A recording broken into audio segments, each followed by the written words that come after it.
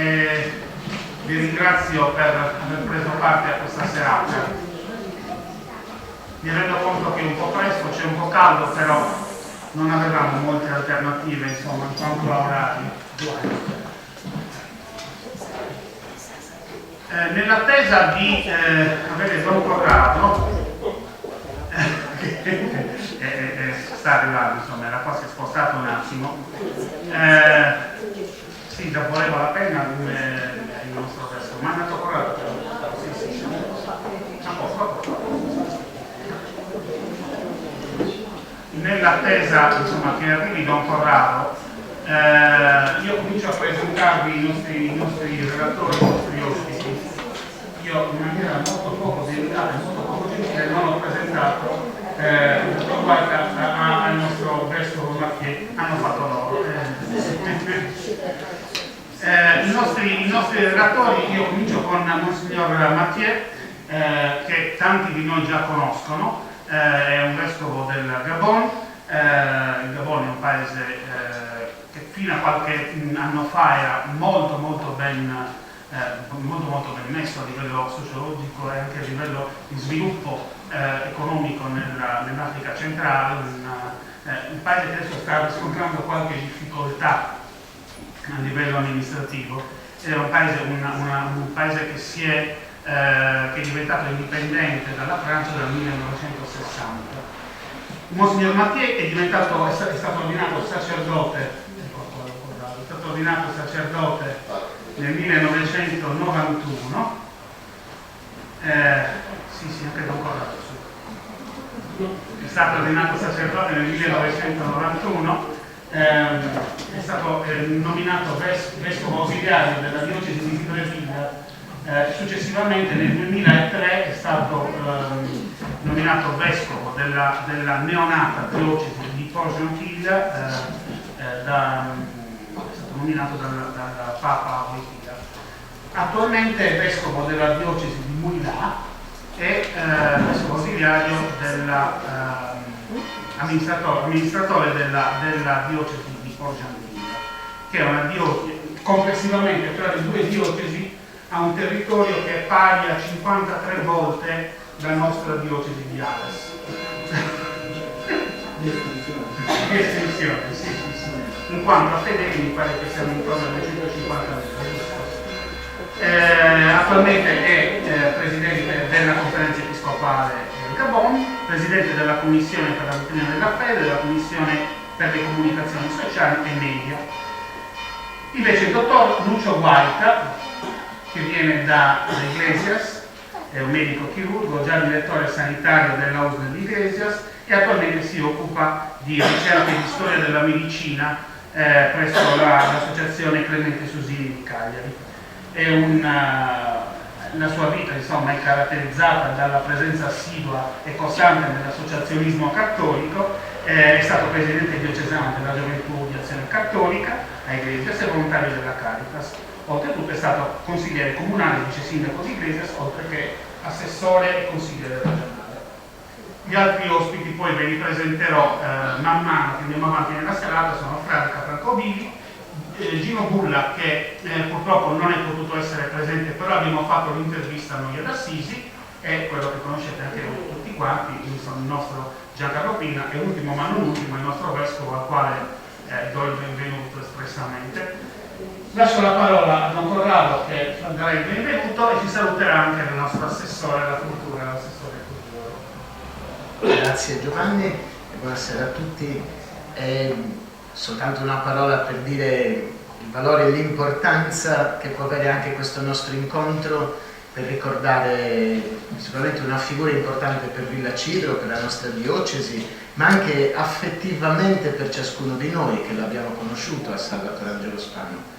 E quindi è un momento, quando si fa memoria, sicuramente bello e importante, per ringraziare anche di queste persone che hanno accompagnato anche la storia della nostra diocesi, la storia anche della Sardegna. Giovanni lo ringrazio per una cosa in particolare, perché nel sottotitolo, anche un po' presentando la figura di Salvatore Angelo ha scritto, ecco, un uomo del concilio. Siamo a 50 anni dal concilio Vaticano II e sicuramente la figura di Salvatore, pur essendo anche di altre generazioni, ma senza offesa a nessuno, no? Perché di altre generazioni, però sicuramente ha saputo incarnare anche quelle che erano delle priorità, che erano delle strade aperte, delle sollecitudini che la Chiesa in quel tempo sentiva, che vibravano forse nel cuore anche non soltanto dei vescovi o del Papa, di Papa Giovanni o di Paolo VI, ma che c'erano anche in tanti laici cristiani. E quindi questa esperienza del concilio mi sembra, ecco, che possa proprio anche riassumere la vita di Salvatore Angelo in questo tempo in cui ci stiamo accorgendo che tante priorità che il concilio ha dato sono importanti da essere riscoperte, da essere accolte, da essere riprese, ristudiate anche nuovamente, e quindi poter fare anche questo tipo di convegno e anche di riflessione insieme a più voci sarà soltanto, ecco, un modo per far crescere anche sempre di più anche in noi questa fame e questa sete che dobbiamo avere anche nel nostro oggi, della fede, ma anche della promozione degli altri. Salvatore Angelo, che io me lo ricordo da bambino, quando c'era stato anche il convegno evangelizzazione e promozione umana, nella diocesi era stato un grande fermento, ma poi forse Franco o qualcun altro ne parlerà. Io ero seminarista e quindi vedevo con queste cose. E poi così comunque da prete mi ricordo, e questo ringrazio anche Marisa, Salvatore Angelo, Giovanni e Stefano, che mi hanno accolto anche come un figlio piccolo, ecco, da giovane prete anche nella loro casa, e condividendo anche molte di quelle iniziative del gruppo famiglia, vedo che c'è ancora qualcheduno, no? Di tante esperienze che anche a me giovane prete facevano bene. E poi anche un ultimo grazie così anche a Salvatore Angelo e a Marisa, perché mi hanno sempre anche reso partecipe da viceparroco 27 anni fa, anche di diversi personaggi che io stesso ho potuto conoscere e apprezzare, che la loro casa era visitata. E questo mi ha fatto bene, ce l'ho come ricordo, spero di poterlo mettere anche a frutto, anche tutto quello che posso aver conosciuto e anche imparato. E quindi sicuramente anche stasera ci saranno anche delle cose belle che potremo ancora scoprire. E quindi buon ascolto a tutti.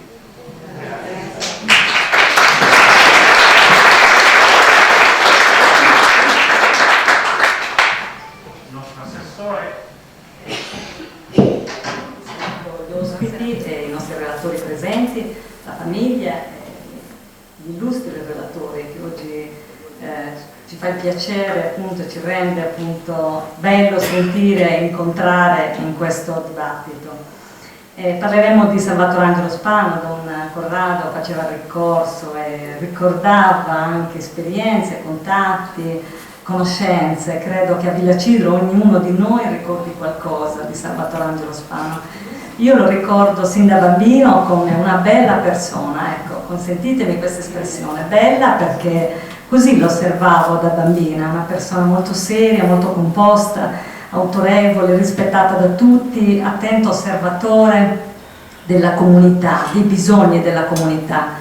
Spesso mi capita di rileggere i suoi libri e di ritrovare molti passaggi, ecco, della nostra storia villacidrese. Credo che ognuno di noi debba qualcosa a Salvatore Angelo ed è giusto oggi essere qui a ricordarlo. Ha promosso la cultura non solo a Villa Cidro, ma tutta la Sardegna, ecco, deve qualcosa a Salvatore Angelo. Non parlo solo del cammino della fede, ma del contributo culturale ed economico che ha dato al nostro territorio. Un uomo che è stato un po' investito da una missione che ha voluto portare a termine con grande impegno e con grande dedizione. Quindi credo che ognuno di noi davvero debba qualcosa e debba dire sono stato fortunato di averlo incontrato. Ecco, ha dato un contributo notevole alla nostra crescita, quello che oggi noi siamo. Quindi davvero grazie a tutti.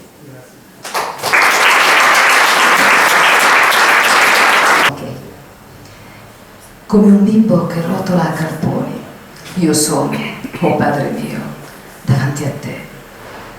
Come un bimbo che appena l'ha svezzato e spiccicar parola ancora non sa. Va, ti posso dire balbettando. Va, ma tu lo sai che voglio dire. Bye dai nostri padri l'hai chiamato. E Cristo in croce, Abba, pur t'ha invocato. O Padre grande, Re di tutti i cieli, che in ogni luogo stai, in ogni cuore, la mano alla mia bocca ad adorarti, io porto nel silenzio. Che ho da fare? L'amore tuo nessuno lo può dire. Oh babbo, babbo mio, tu solo sai la sete che ho di te qui nel mio cuore. Oh babbo, babbo mio, io vado e cercando gli occhi miei negli occhi tuoi.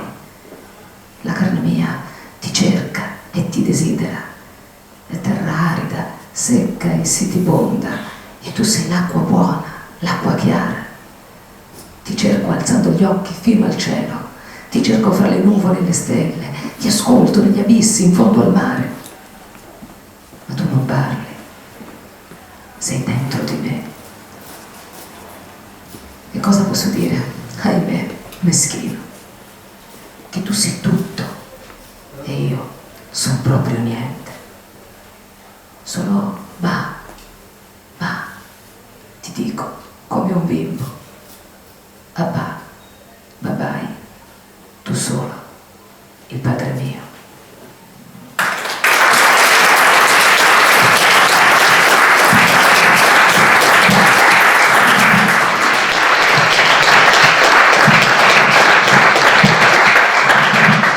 Diamo la parola a Monsignor Marcello.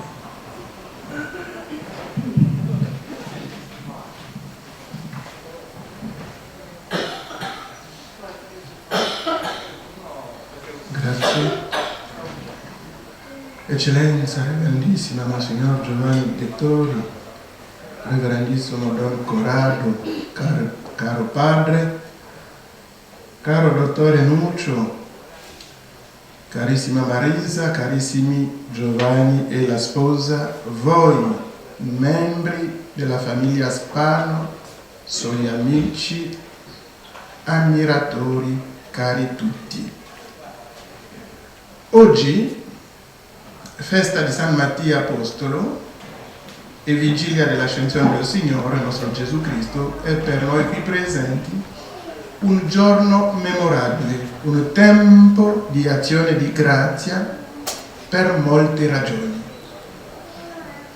Sia lodato Dio Padre Onnipotente che ci ha creati, ci ha dato Salvatore Angelo Spano e ha permesso a ognuno di noi di conoscerlo, di apprezzarlo, di ammirarlo, di amarlo, anche incidere la sua presenza nella nostra memoria individuale e collettiva, così da farci ritrovare qua per ricordare e celebrare questa sua memoria. Quale sardo da sardo, poeta e scrittore, politico e umanista e soprattutto cristiano, uomo di fede, diacono della Santa Madre Chiesa Cattolica. Le cose non possono essere diverse. Nella tradizione biblica il nome di una persona ha un significato e più delle volte è anche un programma di vita, come nel caso di Abramo, che Dio cambiò il nome in Abramo per significare che egli sarà il padre di una moltitudine di nazioni. Come nel caso di Gesù stesso, Dio salva, Emanuele, Dio con noi. Come nel caso di Simone, Gesù aveva dato a lui il nome di Pietro per significare molte cose. Parlando di Salvatore Angelo Spano, ci viene naturale il rinvio tanto al Salvatore stesso, Gesù Cristo, quanto all'angelo del Signore che porta l'annuncio a Maria, oppure a quello che annuncia la risurrezione di Cristo. Da una parte, ogni giorno facciamo memoria del Signore Gesù pregando e soprattutto durante la Santa Eucaristia. Fare questa memoria del Salvatore Gesù Cristo, essendo per noi una cosa buona e giusta, notiamo dunque nella fede che Salvatore Angelo aveva anche un nome programmatico, il nome da ricordare, da fare memoria, non solo come una pallida fotocopia, ma come una piccola icona di Gesù in quanto cristiano, cioè battezzato nel nome del Padre, del Figlio e dello Spirito Santo, ma che dopo il battesimo ha cercato di vivere da cristiano in famiglia, negli impegni pubblici, in chiesa. L'altro nome, Angelo, ci fa ricordare a tutti noi quei messaggeri di Dio che ci portano la buona novella da parte di Dio. Chi non si ricorda della preghiera dell'Angelus Domini? Oppure quella dell'Angelo Custode? Anche con questo nome troviamo un programma di vita.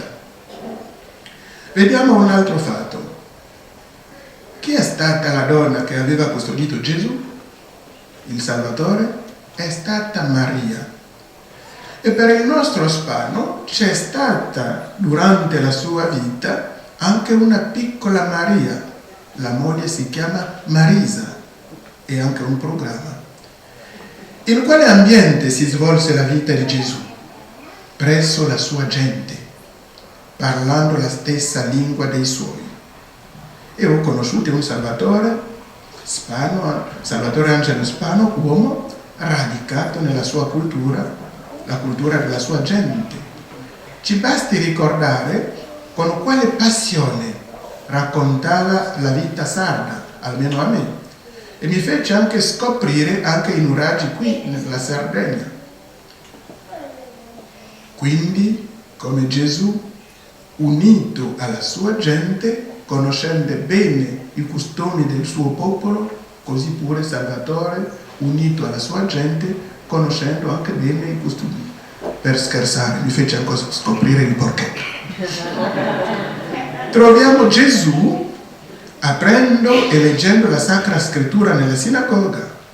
Così anche è stato per Salvatore Angelo, senza tuttavia porre una equazione di uguaglianza. Anche lui, uomo della sua gente, seppe parlare, anche scrivere in sardo, facendo la politica per amore della sua gente. E infine, come diacono, leggendo, anzi proclamando anche lui la parola di Dio, non più nella sinagoga, ma in chiesa. Vediamo Gesù, viaggiatore missionario. Così fu anche Salvatore che girò l'Italia e la Sardegna, portando a tutti la buona notizia. Le circostanze del mio primo incontro con Salvatore sono eloquenti e dicono molto. Era il mese di luglio dell'anno 1986 al mercato nel Cilento, presso i padri passionisti, alla casa di preghiera che è detta San Michele, diretta da padre Vassallo. Si trattava di un ritiro predicato dal noto padre Emiliano Tardif, ormai defunto. In Gabon avevo frequentato un gruppo di preghiera nel rinnovamento dello spirito con un compagno che era venuto con me a Roma per seguire la formazione da seminarista al Pontificio Collegio Urbano di Propaganda Fide sul Gianicolo. Con questo compagno, Giuseppe Pasquale si chiama, non volevamo spegnere la fiamma della preghiera e così avevamo deciso di partecipare a quel ritiro alla casa di preghiera San Michele. Ed era la figura naturalmente di padre Tardif che ci aveva spinto là, visto che noi lo conoscevamo già di fama o per sentito dire. E lì, per la prima volta, avevamo assistito a un vero miracolo, non vedendolo con gli occhi della fede soltanto, ma anche con occhi fisici. C'era una giovane donna di 17 anni che non aveva mai camminato, ma che durante quel periodo, durante la preghiera, buttò le zampe e si mise a camminare. E il fatto mi è rimasto colpito per il semplice motivo che tutti i partecipanti avevano il badge e quindi si poteva leggere il nome della persona. E lei poco prima di quel giorno mi disse: Matteo, fammi passare. E quindi passò sotto i miei occhi. E qualche tempo dopo, vedendo questa signorina sul palcoscenico, veramente in piedi e piangendo, avevamo visto questo miracolo. Ma la cosa non si è fermata lì. Fra tutti i partecipanti c'erano anche Marisa, qui presente, col marito Salvatore Angelo Spano. Eravamo 2 seminaristi, dicevo prima, e siccome loro avevano 2 figli e volevano che facessimo un'amicizia, cioè noi 2 seminaristi con i loro 2 figli, e ci eravamo scambiati indirizzi. Solo che un anno passò, il mio compagno Giuseppe Pasquale se ne andò dal seminario e rimasi solo a Roma. E un giorno scrissi, che tra gli indirizzi che avevo, scrissi a Salvatore e aveva risposto subito, invitandomi qui per passare le vacanze natalizie a Villa Cipro. E chi incontro? Don Floris e Don Corrado. E con Don Corrado eravamo andati a Puglieri per fare un campo scuola e da allora siamo rimasti amici. Quindi il mio primo incontro con la Sardegna è stato allo stesso tempo l'incontro con la parrocchia Santa Barbara. Durante questo mio primo soggiorno in Sardegna ebbi la possibilità di conoscere da vicino Salvatore Angelo Spano perché abitavo con lui e tutta la sua famiglia. La giornata da Salvatore era inquadrata dalla preghiera mattutina e serale. E senza dimenticare naturalmente la messa. Quindi a casa sua, e anche con l'uso del breviario, per questo ho chiesto a Daniela di farmi venire questo breviario di Salvatore Angelo, non vedevo la differenza tra il ritmo della preghiera che vivevamo in seminario a Roma e quello che avevamo con Salvatore. Perché la mattina alzandoci in seminario, molto regolare, doccia, preghiera, colazione, direi tutta l'organizzazione della giornata con la scuola, eccetera, la preghiera la sera, e così era da Salvatore Angelo Spano. La preghiera era sua, era anche universale.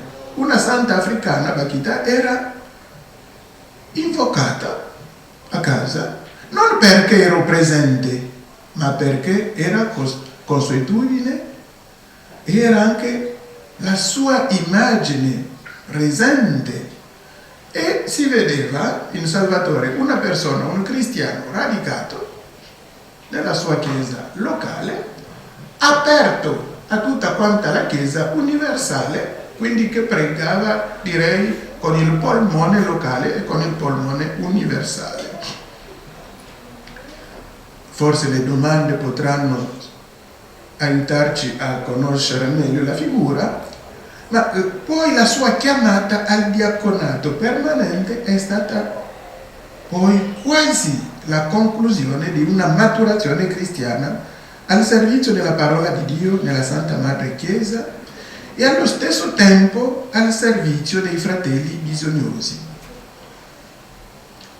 La carità. Le difficoltà non sono mancate nella sua vita cristiana. Ci basti ricordare qualche incomprensione, ma sapeva vivere tutto questo con spirito caritatevole. E possiamo chiederci: perché scrivere come scrittore? Perché scrivere poesia? Perché fare la politica? Perché essere diacono? Per Salvatore tutto da fare sorgere da Dio, perché aveva capito che tutto il bene proviene da Dio e tutto il bene da realizzare va innanzitutto riportato a Dio. E uno dei motivi per cui ho chiesto a Marisa di farci vedere questo suo breviario non è uno che pregava in modo distratto. Il suo libro di preghiera divenne anche libro di appunti, cioè la sua meditazione del Magnificat si trova qui, e qui una poesia, cioè dove c'era uno spazio dopo la preghiera scriveva qualcosa. Quindi non sono cose per fare rifioritura di una figura che abbiamo conosciuta e che poi ci fa piacere ritrovarci insieme, no, ma perché è la verità. Queste cose non abbiamo chiesto a Salvatore di scriverli a causa del nostro incontro, ma li aveva scritti perché viveva. E quando prendo questo qua, gridando a Dio, posso dire a tutti noi, come si suole chiedere, perché viviamo? Viviamo per grazia di Dio? E se così è, qualunque cosa faremo, è meglio riportarla a Dio come Salvatore. Io vi faccio, direi, grazia di tutti gli aneddoti che abbiamo vissuto insieme, quale per esempio l'incontro di preghiera, anche invitandomi quando sapeva che si poteva trovare un pozzo spirituale, con una preoccupazione anche da padre, perché Marisa che me l'ha fatto ricordare oggi, noi parliamo di paternità fisica, parliamo di paternità da madrina, ma dimentichiamo anche che ci sono delle persone che fungono da padre, da madre, perché ci hanno allevato, hanno aiutato, hanno custodito la nostra vocazione. Quando incontro Salvatore sono seminarista e il mio amico era già prete, però la sua preoccupazione non era solo di accogliermi a casa, c'era anche la preoccupazione di custodire questa piccola vocazione africana. Chissà che fine farà, perché adesso è in Europa. E cosa feci? Mi portò anche presso il monastero che sta qui in Sardegna. Comunque la sua preoccupazione era trasmettere a questo giovane la sua cultura italiana, ma tutta consolidata nella sua vita di fede, ed allo stesso tempo proteggere questa piccola vocazione. E senza accorgermene, una volta incontrando Marisa a Rimini, dissi: mamma, dice, ma cosa sta dicendo? Ma non facevo finta, ma perché le loro due figure si erano presentate a me qui come da padre e da madre che accompagnano una vocazione, perché possa anche lui a sua volta, con i suoi difetti, ne ho molti, cercare di realizzare la vocazione cristiana. Quindi lo sapremo imitare, cioè politico è stato, e tra di noi qualche volta ci sono molti politici, ma facciamo la politica per la gloria di Dio e perché la persona sia in piedi, o solo per la politica? Se lo facessimo per la seconda ragione, pessimi saremmo noi cristiani, ma se la facciamo come nel primo caso, allora beati saremo noi. Concludendo l'incontro con il gruppo missionario laggiù, ho detto a loro questo: tanti guai possiamo combinare, tanto bene possiamo ancora fare, ma ci preme notare che le persone che hanno inciso la storia nostra umana in modo duraturo spesso sono state persone di fede. Nonostante tutto quello che si viveva attorno, ci basti ricordare Madre Teresa di Calcutta, cioè una donna, ma con la sua fede ha saputo fra virgolette, imporre la carità in mezzo a questa situazione, direi, un po' preoccupante. Molto prima del concilio troviamo anche Chiara Lubick, che seppe dire: ma tutto passa, ma cosa non passa? Qual è la cosa per la quale devo dare la mia vita? E trovò che era Gesù, era il Vangelo. E quindi si vede che Chiara ha potuto raggruppare i seminaristi, i religiosi, sacerdoti, vescovi, perfino cardinali, a causa della sua carità, e così via, prendendo la storia di tutti i santi. E quindi il mio incoraggiamento a tutti noi, dopo aver conosciuto Salvatore, è di non fare il mea culpa che faccio ogni giorno, perché ho un mea culpa personale. Ho pranzato con un santo, Giovanni Paolo II, e cosa faccio della mia vita cristiana? Saprò anch'io imitare anche da lontano questo grande uomo? Noi pranziamo ogni giorno con i santi durante la Santa Messa, perché evochiamo i santi, sapremo imitarli. Quando si parlano dei santi del passato sembrano persone fuori mondo, ma quando incontriamo delle persone come Salvatore, che hanno vissuto anche la vita di famiglia semplice, ma dediti agli altri e facendo la volontà di Dio e rispetto alla Santa Madre Chiesa, non perché Monsignore ci sta, ma una delle cose che fece Salvatore quando ero venuto, mi portò da Monsignor Giberti, perché potessi conoscere anche il suo vescovo, perché essendo seminarista, lui cristiano qui, impegnato, bisogna che si vada al centro della diocesi. E quando Monsignore Oru venne, fece la stessissima cosa.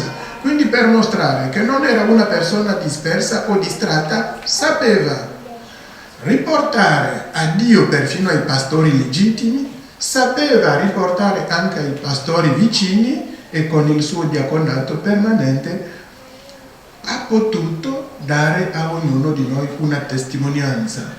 Qui in seminario, allora nel suo seminarista mi portò anche lì per mostrare dove sta il seminario e quale speranza erano.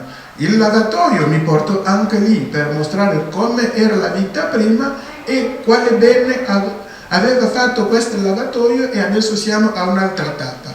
Anche noi sapremo leggere la nostra storia in modo schietto, ma avvalendoci tanto della storia quanto del mondo presente, perché lo Spirito di Dio ci aiuti. Possa quindi il Dio, con l'intercessione della Madonna, aiutarci con lo Spirito Santo, promessoci da Gesù, ad essere veri figli di Dio come Salvatore. Vi ringrazio. In croce mi trovai prostrato in terra e sprofondai nel seno di mia madre per rinascere di nuovo. A te, ploranti, tra volute d'incenso e canti e suoni, si alzavano le mani dei fratelli per me, chiedendo gioia, pace, amore.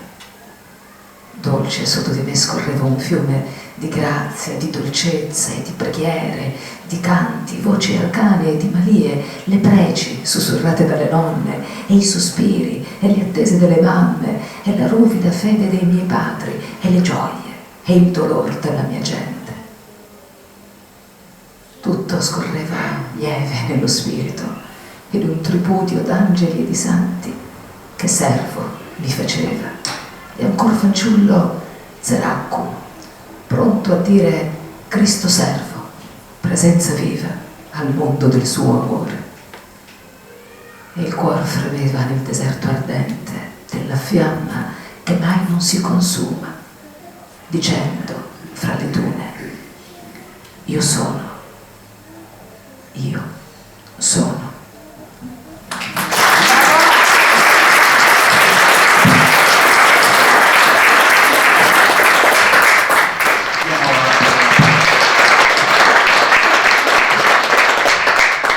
Diamo ora la parola al dottor Lucio Guatta.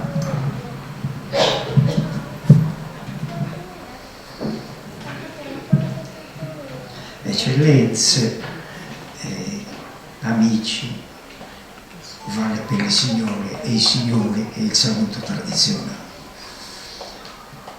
mi pare che pochissime volte mi è capitato di parlare in presenza di due vescovi che rappresentano la universalità della Chiesa, non soltanto per la nostra Sardegna, che è davanti all'Africa, e questi giorni e questi anni lo tocchiamo con mano, ma perché dall'Africa sono venuti grandi testimoni della fede cristiana. Basterebbe citare Agostino. Come inglesiente, consentitemi di citare Sant'Antioco, che viene dall'Africa, e anche al riguardo della professione medica che ha esercitato, ed è morto martire anche lui. Mi trovo quindi in una situazione assolutamente inedita per, come dire, le occasioni che ho avuto di rivolgere una mia parola, una mia riflessione su una personalità. Devo dire che ho degli appunti molto stretti di cui vi faccio grazie, affidandomi alla memoria che, data l'età, è giusto che mantenga in esercizio. La memoria mi dice che con Salvatore Angelo abbiamo avuto molti punti in comune, da un punto di vista esterno. Da un punto di vista interno, ciò che ha detto il Vescovo con tanta partecipazione ed emotività mi costringe appunto a dire da un punto di vista esterno, perché chiaramente il Vescovo ha delineato la profondità, l'interiorità di Salvatore Angelo. Con Salvatore Angelo abbiamo avuto in comune l'inizio della nostra attività, sia, possiamo dire, nell'associazionismo cristiano, cattolico, e poi nell'impegno pubblico. È stato aspirantino come me, delegato aspiranti, presidente dei giovani cattolici, presidente degli uomini cattolici, consulente nazionale dei lavoratori, non poteva non farlo, che ha esercitato, diciamo, la sua attività pubblica e il suo impegno cristiano a Villa Cive in quest'ampia area operaia, consulente nazionale dei lavoratori e consulente degli uomini cattolici a livello nazionale. In politica lui è arrivato attraverso questa formazione profonda che dava l'Azione Cattolica, una formazione che aveva bene a mente le finalità della testimonianza cristiana di cui all'intervento del Vescovo, ma che aveva ben presenti anche le esigenze di muovere anche l'attività di missione, la stessa evangelizzazione, basandosi sui piedi per terra. L'Azione Cattolica ha avuto questo grande insegnamento di promuovere, di indurre chi vi aderiva a cogliere innanzitutto l'aspetto umano. Non ci può essere un cristianesimo volatile, aereo.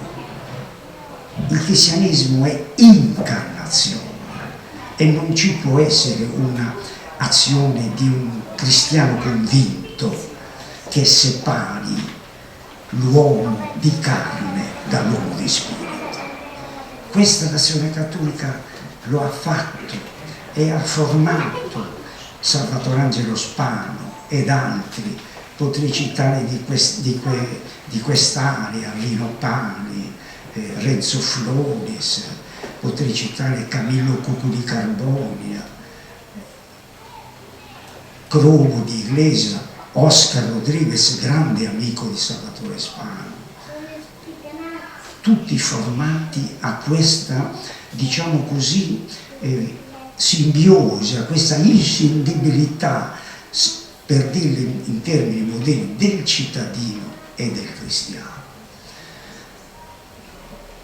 Se diamo uno sguardo all'attività globale di Salvatore Angelo, questa è una, diciamo così, una divisione assolutamente arbitraria che faccio io. C'è un primo tempo che è quello, diciamo così, contrassegnato dall'azione cattolica. C'è un secondo tempo piuttosto lungo, che è quello del suo impegno sociale e politico. E c'è un terzo tempo, che è quello della preparazione e poi della consacrazione nel diaconato permanente. Del primo vi ho fatto appena cenno. Consentitemi di richiamare 2 o 3 figure centrali della formazione cristiana del tempo. Carlo Carretto, che Salvatore Angelo conosceva come pochi. Carretto era stato esiliato in Sardegna per via del suo dissenso col regime e fu direttore didattico a Bonn. Conobbe tanti che si ricordano della vicinanza di Carlo Carretto. Salvatore Angelo è venuto ad Iglesias a Bindua quando Carlo Carretto, assieme a Don Arturo Paoli, è tornato in Italia ed ha assunto il lavoro del luogo, il lavoro minerario. Carretto e Don Arturo erano impiegati minerari. Fratello Gerardo era minatore autentico, un francese, così Paolo, un altro francese. I piccoli fratelli del Vangelo, la spiritualità del padre di Foucault.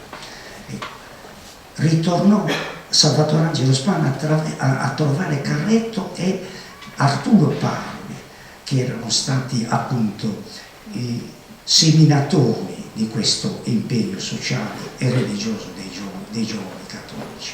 Tra parentesi, non tutti sanno che Arturo Paoli, l'assistente dei giovani cattolici, dagli ebrei è stato nobilitato del titolo di giusto fra le nazioni, un titolo che gli ebrei danno distillando bene. Arturo Paoli aveva salvato da morte parecchi cittadini della sua città tra Lucca e Pisa, esponendosi, e questa sua esposizione gli è costato anche quando è andato in Argentina e ha dovuto scappare perché figurava nella lista dei dei possibili fucilati se non si fosse presentato entro un certo periodo. Ecco, mi sono permesso di richiamare queste figure di grande carisma per i giovani che si affacciavano alla gioventù cattolica. Passa all'impegno politico. Però questo primo periodo, ve lo faccio in cifre arrotondate secondo questo schema arbitrario mio, intorno ai 25-30 anni assume l'impegno politico, viene eletto consigliere regionale, ma già ha una esperienza locale. E in questo, rispondendo ad una indicazione del maestro della sociologia cristiana del tempo, che era Luigi Sturzo, col suo indirizzo ai liberi e forti, che li invitava a lavorare per la società civile locale, prima che ancora a livello regionale e nazionale. Ed è dall'esperienza locale che molti politici si sono formati anche per i livelli superiori. Lui è stato consigliere comunale, ha sul piano sociale promosso la costituzione del consorzio industriale di Villacigro, da un punto di vista civile, e qui il richiamo di chi ha letto le poesie, è stato molto vicino ai letterati del tempo, tanto che giustamente è stato riconosciuto il diritto di essere il primo presidente della fondazione del Sì. Va avanti e assume impegni gravissimi per il momento, non soltanto quelli di tipo legislativo presenti, cioè della Commissione Lavori Pubblici, Trasporti, Industria, ma assumendo direttamente la responsabilità del governo della regione in questi settori. È stato assessore appunto all'industria, ai lavori pubblici, è stato assessore anche all'artigianato e ho pescato anche assessore allo sport. Sarebbe stato felicissimo in questi giorni in cui Fabio Alu fa onore allo sport italiano e alla nostra terra santa. Ha assunto questi oneri veramente pesanti in un tempo in cui lo scontro politico era così alto tra avversari, ma anche all'interno, cosa che capita anche in questi giorni, ma anche all'interno delle singole formazioni politiche. E così è avvenuto anche per la formazione politica a cui lui e anch'io appartenevamo, con una dissoluzione, con una dispersione, con una pensare a se stessi anziché agli obiettivi generali e della generalità, cioè dire della società. C'era una forte scomposizione, così che non si riusciva ad avere fermo il governo della regione sarda. Era veramente paralizzato. I responsabili appartenevano al stesso partito cui apparteneva Salvatore Angelo e il sottoscritto. Io posso testimoniare che quella crisi ha avuto soluzioni per l'intervento di Salvatore Angelo Spano. Cioè le divisioni erano tali che era inconciliabile trovare una soluzione A contro la soluzione B, ma tutti convenivano che Salvatore Angelo Spano rappresentava una garanzia per tutto il gruppo e una garanzia per gli avversari politici. Questo ruolo di senso morale, di senso di responsabilità del mandato pubblico e politico, Salvatore lo ha assolto in pieno e a vantaggio del partito a cui apparteneva e della stessa istituzione regionale. Giustamente gli è stato a un certo punto giustamente assegnata la più alta dignità politica della regione, che è la presidenza della giunta regionale. Ma c'è un terzo tempo. Il terzo tempo è un ritorno al primo, perché lui nell'82 cessa volontariamente per sua decisione l'attività politica e quindi ritorna il Salvatore Angelo Spano aspirantino, cioè di uno che deve pensare soltanto alla società civile connessa alla società religiosa. Questo è il significato della sua chiamata per nomina del vescovo Antonino Ru a diacono. E qui mi si consente una riflessione, anche questa assolutamente personale. Il diaconato di Salvatore Angelo Spano è un segno della nuova evangelizzazione, perché la situazione per cui i vescovi qui presenti, i sacerdoti, mi potrebbe spiegare molto più a fondo di quanto posso fare io, in quali situazioni di disagio non sono soltanto le persecuzioni, i momenti di difficoltà del cristianesimo oggi, è la indifferenza, è la secolarizzazione diffusa che è entrata anche in casa nostra, è l'invecchiamento di tutti gli strati impegnati nella evangelizzazione. Non va vista come aggiunta numerica, va vista come recupero di una figura storica. Il diacono è una figura storica. Stefano, il primo martire, era diacono. Lorenzo, protettore dei diaconi, quello della graticola, di cui si dice che quando era ben cotta la parte sinistra lui reclamava: guardate che c'è da fare ancora la destra. Ecco, insomma, questo diciamo protettore di diaconi aveva anche non so, forse una tradizione, una leggenda, ma vale almeno come segno. È un diaconato che cade in un momento particolare, in un momento in cui la Chiesa e l'umanità hanno bisogno di testimoni. La testimonianza di Salvatore Angelo sta in questo, nell'avere chiuso definitivamente con la politica, ma non per abbandonarla, perché chi fa politica o chi sente il valore della politica non può abbandonarla, può non fare parte più di livelli di responsabilità, ma può cogliere il momento del passaggio, di dire il mio compito è concluso da questo punto di vista, venga qualche altro. Da questo punto di vista luminosa la figura di Papa Benedetto XVI, la cui rinuncia, perché di questo si tratta, a diversi momenti causali. Lui ci ha messo anche in gravescentetate, la situazione è complessa, ma a un certo punto capito che il compito era concluso, ed è nella saggezza biblica. C'è un tempo per ogni cosa, anche per l'esercizio delle più alte responsabilità, di ogni tipo, c'è un tempo per ogni cosa.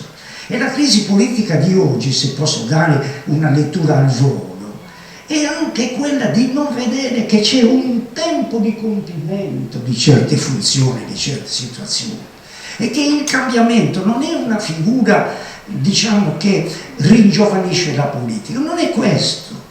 Il cambiamento è assumere forze nuove, vitali, che siano più capaci di capire la realtà sociale e politica che viviamo. E questo è il senso del diaconato di Salvatore Angelo Spano, il quale diventa diacono attraverso una preparazione. Ecco perché vi ho detto è tornato aspirantino. Lui è andato a farsi verificare le facoltà pontificie, dove non pare che scherzino come serietà di esami e per pretendere la frequenza, non solo da qualche congiunto che la frequenta. Sono molto severi. E Salvatore Spano, un ex presidente della giunta regionale, ha fatto quello che deve fare, gli si deve preparare ad un compito, tra virgolette, nuovo, che per lui non era, ma certo nell'esercizio era un compito. E che cos'è? Un compito di evidenza. In genere, nel giudizio generico, stavo per dire superficiale, si diceva diacono. Vabbè, il diacono appartiene al ministero ordinato, appartiene all'ordine sacro. La figura di Angelo Spano, di Salvatore Angelo Spano, non la comprendiamo se noi non la collochiamo nel terzo tempo di cui ho parlato, in questa situazione. Lui appartiene in pieno all'ordine sacro e lo fa con senso di servizio, di cui l'espressione diacono è la semplice traduzione, un servizio. Lo fa perché lo accennava prima il vescovo nell'esercizio della parola, lo fa nell'esercizio della liturgia, per cui serve anche di connessione le varie figure che presiedono, che agiscono, e lo fa nell'esercizio della carità, perché sono tre le espressioni che impegnano sostanzialmente il diacono, e queste Salvatore Angelo Spano era in grado di manifestarle. Io ricordo di aver assistito ad una sua omelia qui a Valle Hermosa, ad un ritiro, e tutti eravamo così, sentiamo un po' questo ex presidente di regione, questo politico che è diacono con la sua fascia dalla spalla sinistra. Ricordo una sua omelia che risentiva positivamente di questa sua lunga esperienza, l'esperienza di uno che nasce in una famiglia di 12 figli, porta al diaconato uno spessore che non è facile da ripetere oggi soprattutto, uno che ha messo su progetti legislativi, che ha messo su organizzazioni industriali, porta nel diaconato una dimensione capace di capire che cosa chiede l'altro, investi di appartenente al ministero ordinato. Una persona che ha queste qualità diventa una figura della Chiesa, e non soltanto perché nella Chiesa ci sono anch'io come laico permanente,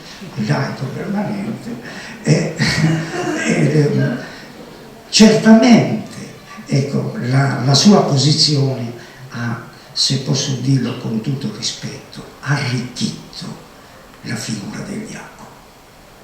Chi poteva portare una così ricca messe di esperienze, di giovane, di fidanzato, di sposo, di padre di una famiglia accogliente, e sottolineo accogliente, lo ha fatto già il Vescovo.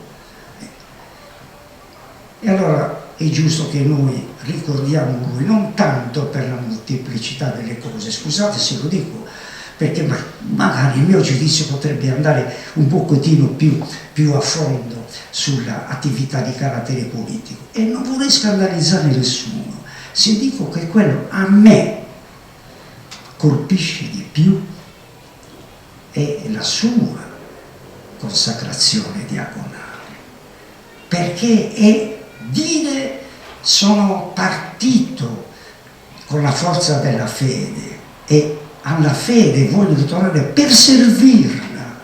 C'è una espressione funzionale del diaconato meravigliosa, ed è quella di servire senza presiedere. Lui, che era stato presidente di tante cose, e preside vuol dire essere prima degli altri, essere al vertice, a coordinare, a guidare, e diventa servo. Lui parla di seracco, ma questa è la definizione funzionale e ortodossa. I vescovi vi correggeranno, ecco, del servizio diaconale. Quindi ha rappresentato pienamente la sacralità della funzione, e noi gli dobbiamo essere grati per aver agito bene come aspirante, come giovane di Azione Cattolica, come padre di famiglia, come operatore sociale, come alto dirigente politico, e anche e soprattutto, questo è il mio giudizio, per il suo esempio nell'accettare una condizione di assoluto servizio per la Chiesa. Grazie.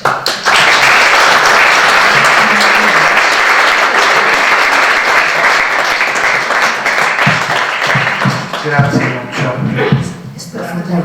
Ma oggi posso vedere quanto facile profezia e constatazione fosse quella di Carlo, perché mi sento veramente in fase di lavorazione, come un pezzo di legno sotto il tornio, o come il ferro nella forgia per essere più adatto all'ambiente, come il filone seguito e lavorato dalla carezza della perforatrice.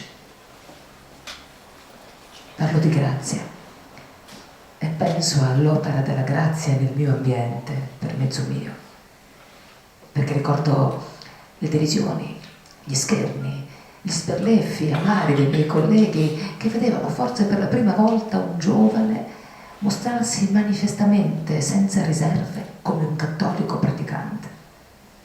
Ricordo gli occhi sgranati di fronte al mio segno di croce prima dei pasti, i visi interrogativi di fronte al mio distintivo. La mia testimonianza era servita a qualche cosa. Grazie Rita.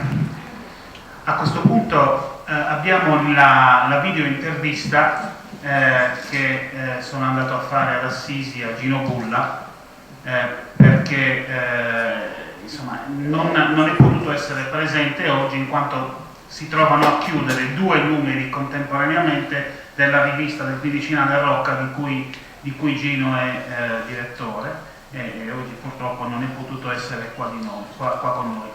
Vi do qualche accenno relativamente a Gino. Dicevo che è condirettore dal 1975 del quindicinale Rocca della Procivitate Cristiana, che è meglio conosciuta insomma come Cittadella di Assisi, e che è un'associazione di laici volontari fondata nel 1939 da Don Giovanni Rossi, dopo che uscì dalla Società di San Paolo che lui stesso creò. Durante gli anni la cittadella di Assisi è diventata un punto di riferimento per gli studi cristologici e per l'altissima qualità dei convegni di studio su argomenti inerenti alla fede e il mondo cristiano.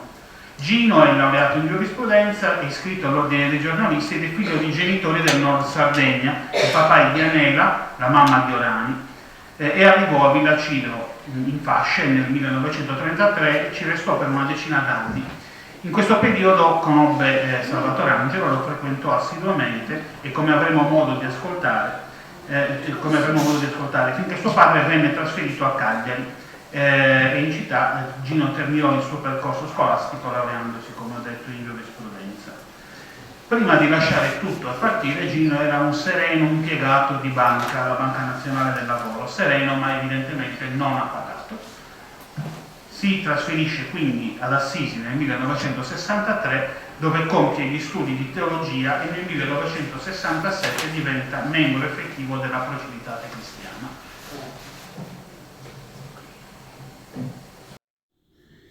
Ci troviamo ad Assisi con Gino Bulla. Carissimo Gino, io so che tu in gioventù hai avuto modo di conoscere Salvatore Angelo a Villaciro e hai avuto modo di conoscerlo per lungo tempo. Raccontaci un po' della tua esperienza. Sì, io sono stato a Villaciro per i miei primi 14 anni, da piccolino, perché arrivai da Orani a Villaciro con babbo, che era comandante della forestale di Villaciro. E l'incontro allora si facevano in parrocchia. E nella parrocchia, appena abbiamo cominciato a frequentarla, si frequentava a 5-6 anni, si andava in parrocchia, e quindi uno dei primi personaggi, o persone o amico che incontrai è Salvatore Angelo, perché Salvatore Angelo era dirigente dell'Azione Cattolica di Villaciro. E noi da piccoli facevamo tutto, facevamo i chierichetti, facevamo servizi per la parrocchia, tagliavamo le ostie, facevamo tutte queste cose e Salvatore c'era sempre vicino, se si giocava a pallone nel campetto che c'era a fianco alla parrocchia allora di Santa Barbara, anche lui giocava con noi e si partecipava quindi a tutta la vita di Villaciro. Ecco perché in me poi è rimasta sempre la figura, non dico paterna, ma sicuramente una figura di riferimento, perché lui era più grande di me e quindi allora noi eravamo già grandi anche da piccoli, non era come adesso che i bambini, vedo qui ad Assisi, li accompagnano a scuola quando hanno 10 anni, li imbucano nella porta. Invece noi a Villaciro a 10 anni conoscevamo tutto il territorio, le montagne, il paese, giocavamo a banditi e carabinieri e Salvatore Angelo non giocava con noi perché lui era più grande, lavorava e tutto, però ecco, ci seguiva con molta attenzione. Ti faccio un esempio.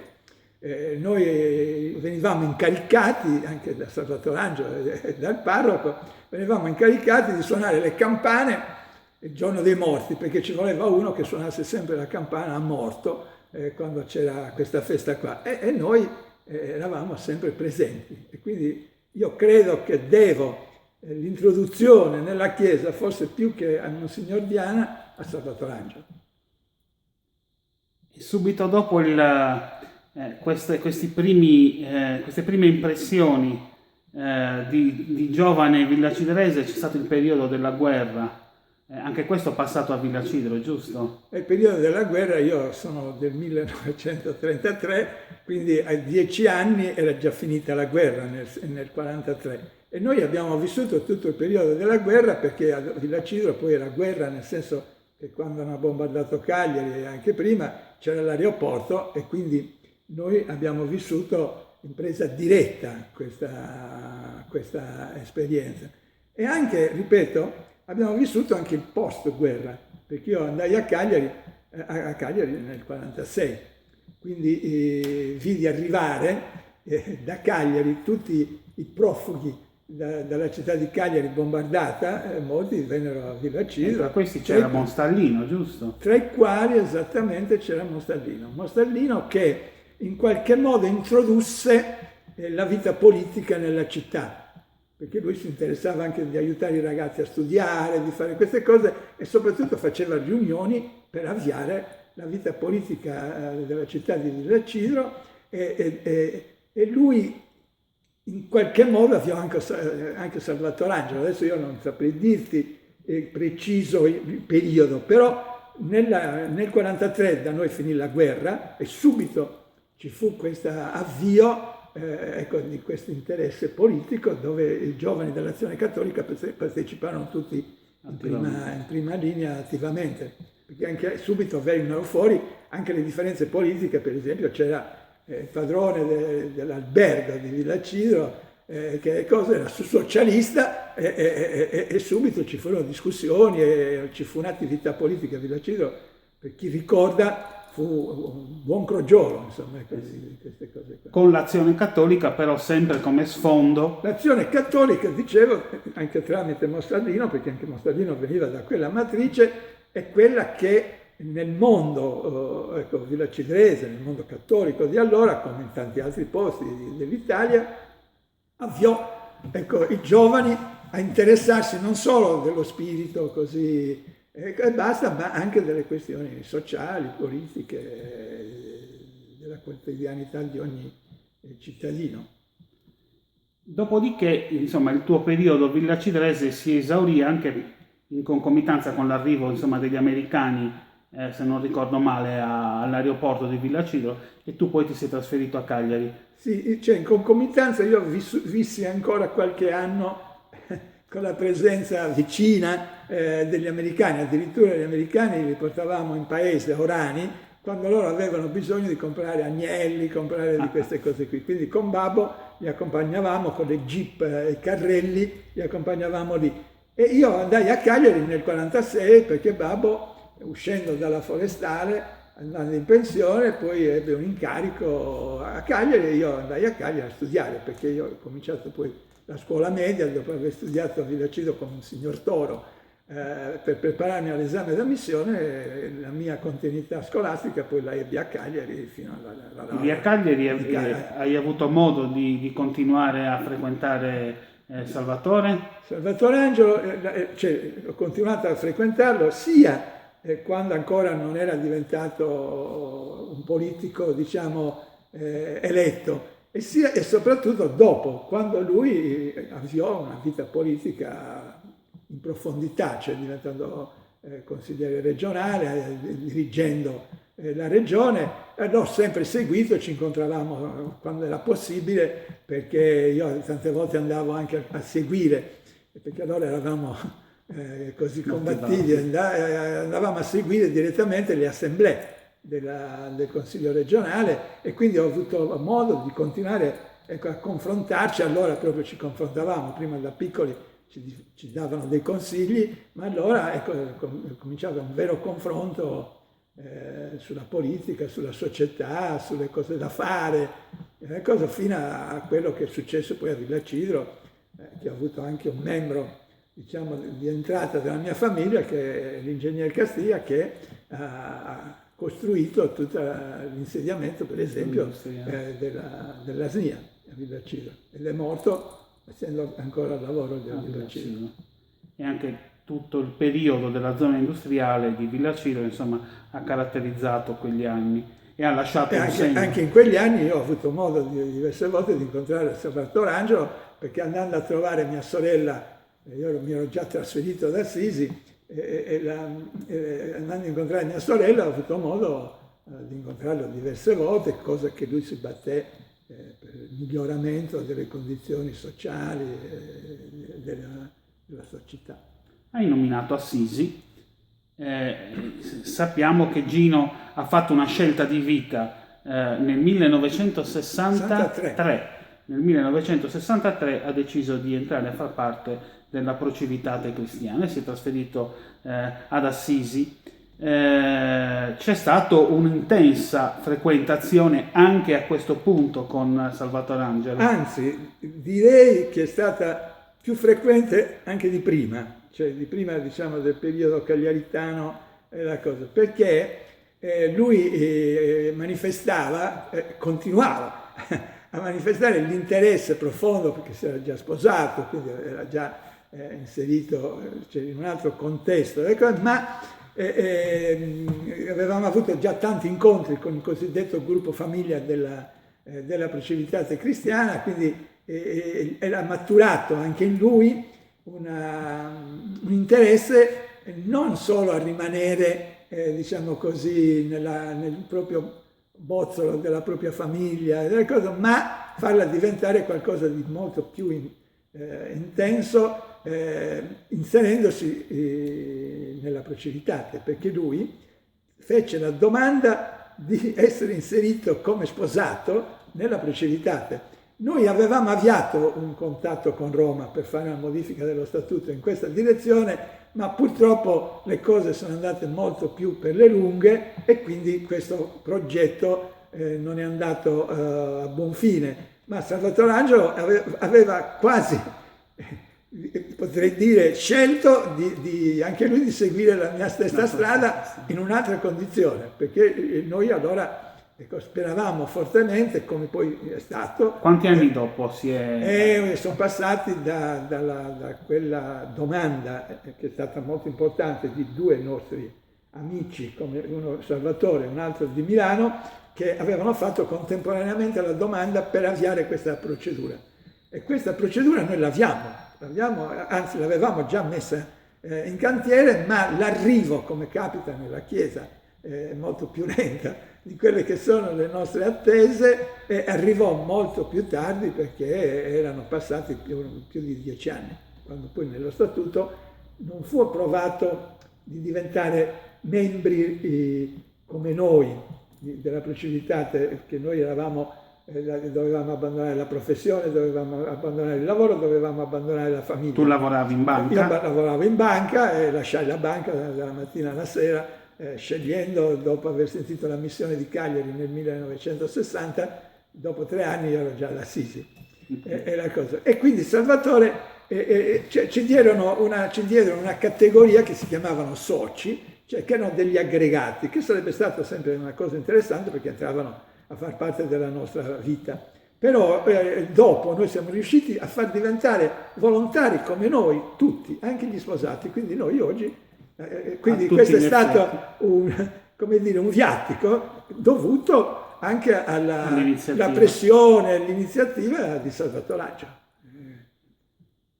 E invece il rapporto, perché poi Salvatore Angelo ha continuato a venire ad Assisi, a frequentarvi, a frequentare te, a frequentare insieme a te anche Carlo Carretto, che è stato insomma anche lui un punto fermo nella vita di Salvatore Angelo. Che ricordi hai di questo periodo? Con Carlo Carretto, abbiamo ricordi comuni, cioè perché Carlo Carretto, credo i sardi ricordino, Carlo Carretto era stato, tra virgolette, confinato a Bono, che è a 4 passi dal paese di mio padre, e quindi tutti conoscevamo Carlo Carretto.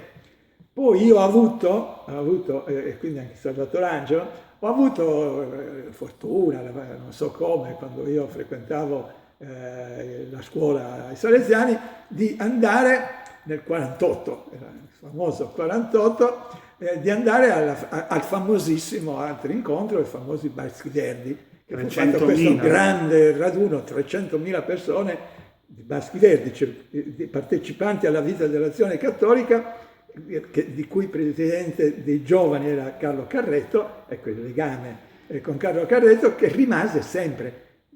Salvatore Angelo, siccome Carlo Carretto si era trasferito a Spello, a 2 passi da Assisi, quindi tante volte è capitato di continuare insieme a seguire questo suo tragitto e questo suo interesse, perché Carlo Carretto poi, i sardi questo lo ricorderanno di sicuro, insieme ad Arturo Pauri, che era il sacerdote, che era il direttore spirituale dell'Azione Cattolica Giovanile, che uscirono praticamente insieme dall'Azione Cattolica per dedicarsi alla vita dei piccoli fratelli, quindi un'altra vocazione, e andarono a lavorare in Sardegna a Bindua.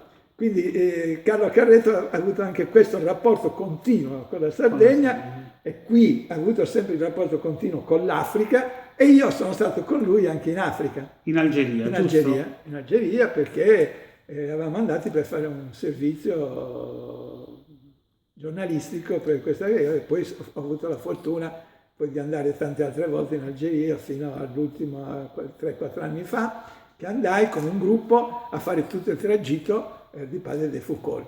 E Salvatore Angelo era innamorato come me, ecco perché ci incontravamo e ci sentivamo in comune, cose fondamentali poi per la vita di ognuno di noi, per arrivare a vivere queste esperienze. Salvatore Angelo, nonostante si interessasse di politica, che sembra che uno perda i segnali, i segni fondamentali, invece Salvatore Angelo continuava ad alimentarsi. Ha continuato a tenere questa alimentazione che viene dalle origini di quando io ero piccolo e lui era giovanissimo, anche lui. Vedete, queste cose qui molte volte si perdono e invece se uno guarda gli archi di tempo poi si fa una strada insieme anche senza sembrare sempre lì uno addosso all'altro, ma i legami rimangono sempre molto forti, molto veri, molto amicali, insomma rimane tutta la forza. Tant'è che poi qui ad Assisi, alla Croce Vitate, lui ha continuato a venire, nonostante la non possibilità di diventare membro per quel periodo lì, lui ha continuato a venire con gruppi da solo e tutto, e la tappa diciamo così, assisana era sempre in Croce Vitate Cristiana, non è andato in un altro albergo, veniva qui, coi gruppi hanno fatto liturgie, hanno fatto tutto e quindi questo qui è accaduto sempre qua e quindi sempre per questo io dico, mi voglio mettere avanti e metto, insomma, perché questo rapporto antico, quando sono rapporti veri, quando sono rapporti forti, rimangono sempre e quindi è rimasto questo forte rapporto amicale e anche, io dico, dalle matrici da dove abbiamo attinto quando si era giovane, cioè, perché questo è rimasto fondamentale per lui, è rimasto fondamentale che per me, anche se siamo rimasti sempre laicamente dentro la Chiesa, nessuno di noi ha scelto laicamente dentro la Chiesa, laicamente dentro la Chiesa. Quindi con le spinte, diciamo così, è la cultura che è dell'Azione Cattolica. L'Azione Cattolica era il mondo dei laici. Ti chiedo un piccolo commento sulla definizione che Salvatore Angelo dava di se stesso. Lui si chiamava diacono e diacono diceva che era il servo della Tzeraccu, lui si definiva Tzeraccu. Ed è quello vero, è quello che in qualche modo io ti dicevo con altre parole, perché quando si entra in gruppi come questi, ecco, la popolazione cattolica, sceglie anche la politica e tutto, se tu la vedi come centrata su di te, cioè che quindi è per affermare te, allora le cose non hanno un grande, almeno dal mio punto di vista, non hanno un grande significato. Invece è proprio il ruolo dei laici, ecco perché l'abbiamo svolto, e io spero di svolgerlo come Salvatore Angelo con la stessa passione, è quella di servire.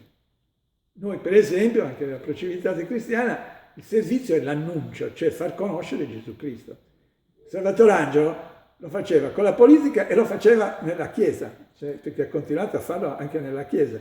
Quindi queste due scelte, a mio giudizio, dovrebbe essere di tutti noi cristiani, cioè ogni cristiano dovrebbe essere sempre servitore dell'altro. Non a caso anche Papa Francesco in qualche modo ci invita non a essere noi i primi, ma essere servitori dell'altro, cioè quindi essere sempre aperti all'altro per capire che cosa... E Salvatore Angelo questo qui secondo me l'ha fatto fino all'ultimo giorno. Non vedo. In croce mi trovai prostrato in terra e sprofondai nel seno di mia madre per rinascere di nuovo. A te, ploranti, tra volute d'incenso e canti e suoni, si alzavano le mani dei fratelli per me, chiedendo gioia, pace, amore. Dolce sotto di me scorreva un fiume di grazia, di dolcezza e di preghiere, di canti, voci arcane e di malie, le preci sussurrate dalle nonne, e i sospiri, e le attese delle mamme, e la ruvida fede dei miei padri, e le gioie, e il dolore della mia gente. Tutto scorreva lieve nello spirito, in un tripudio d'angeli e di santi, che servo mi faceva, e ancor fanciullo Zeracco, pronto a dire Cristo servo, presenza viva al mondo del suo amore. E il cuore fremeva nel deserto ardente della fiamma che mai non si consuma, dicendo fra le dune: io sono, io sono.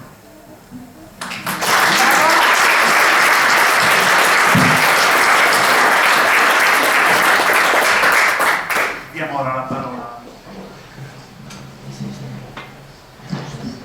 Padre Giancarlo lo conosciamo tutti, Villaci dell'Ese Doc, di via Garibaldi. di via Garibaldino,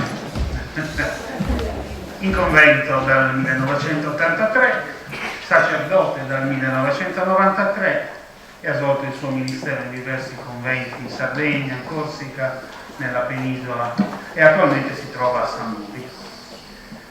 Grazie per essere venuto qui. Prego. Pace bene a tutti. È il momento della ricreazione adesso, no? Adesso abbiamo visto degli interventi così di alto livello, adesso un attimino, prima degli altri interventi che stanno di alto livello, il mio è soltanto un intervento esperienziale con la vita di Salvatore. Sapete che abitiamo 15-20 metri, mettiamo 30 metri di distanza, le nostre case sono così vicine, sicché quello che vi parlo è l'esperienza vissuta prima da bambino, poi da giovane, poi il fermento, possiamo dire lo stesso anno di fermento di Salvatore dell'82 era il mio anno di fermento per l'ingresso in convento. Possiamo dire che abbiamo vissuto alcuni tratti, anche se lui chiaramente con un'esperienza molto più profonda, e poi era già un uomo maturo, e io invece un ragazzino di 22 anni che aveva l'esperienza dell'ingresso, anzi della scelta e poi dell'ingresso in convento, che è venuto nell'83. Allora, con questo saluto francescano inizio il mio brevissimo intervento, che non ha assolutamente nulla di cattedratico, vi accorgerete. Grazie Giovanni. Ma è solo esclusivamente esperienziale, fatto soltanto di brevi flash di un incontro con un uomo straordinario che ha catturato la mia attenzione fin da quando ero bambino. Sapete tutti che fin da bambino ho abitato in via Garibaldi, una strada particolare per il suo attaccamento alle sue tradizioni.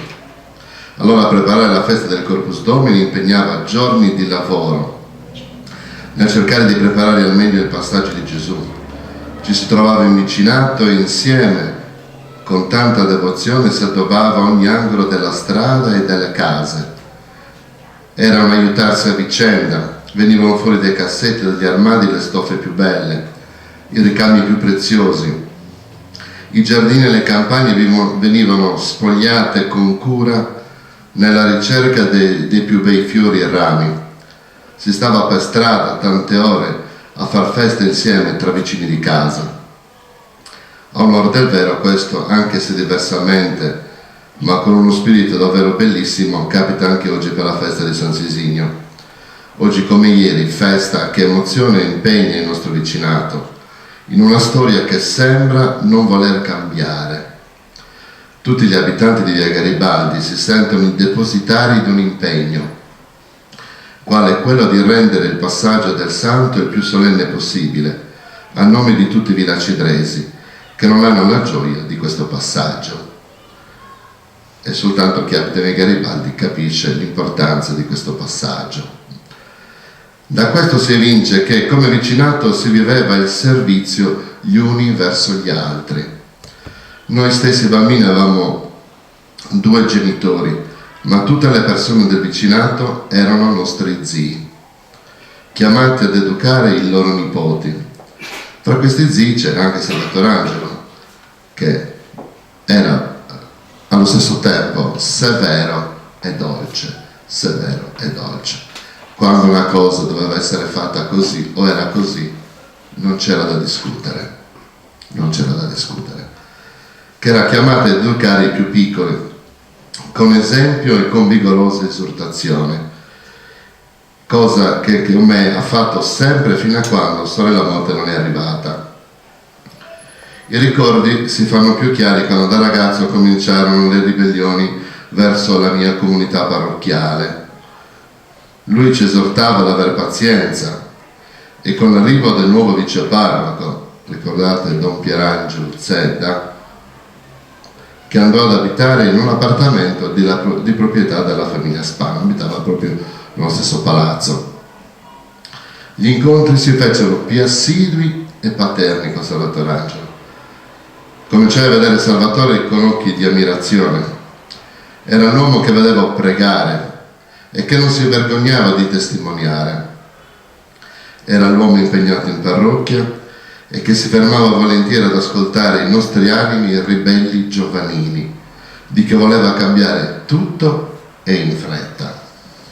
E lui a mostrarci la misericordia e il volto di quel Gesù che a noi ci sembrava conosciuto, ma stavamo solo allora, tramite l'esperienza del gruppo giovanile, che proprio sotto casa sua si incontrava, cominciando a gustare questo incontro con Gesù. Solo più tardi mi svelò di quanto pregasse per noi, sia prima dell'incontro, sia durante l'incontro, e i frutti di questo credo che siano agli occhi di tutti. Ancora oggi quel gruppo giovanile vive nel servizio all'interno della comunità parrocchiale.